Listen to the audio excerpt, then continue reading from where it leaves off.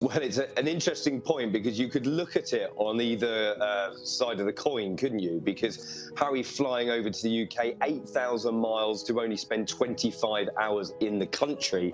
You know, we're talking 45 minutes or 30 minutes with his father. It doesn't seem an awful long time at all. They hadn't come face to face for a good 16 months because if you remember when Harry was over here for the coronation, he didn't spend any time with the king or the rest of the family. Again, very, very quick 24-hour trip in and out back to the US. However, it sort of half spoke to me about the seriousness of the king's condition, that Harry wanted to come over and be by his father's side. 30 minutes or not, 45 minutes or not, it's interesting that he took that action.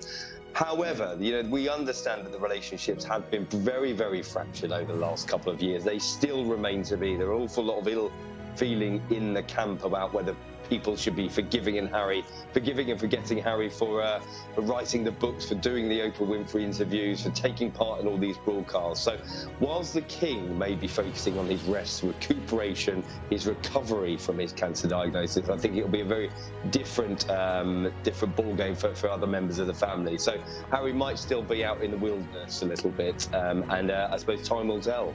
And commentator Jason Morrison says the whirlwind trip indicates a terrible breakdown with the royal family. Big news, of course, this week with King Charles, his cancer diagnosis in the UK. Prince Harry's reported Jason to have already gone back to the US.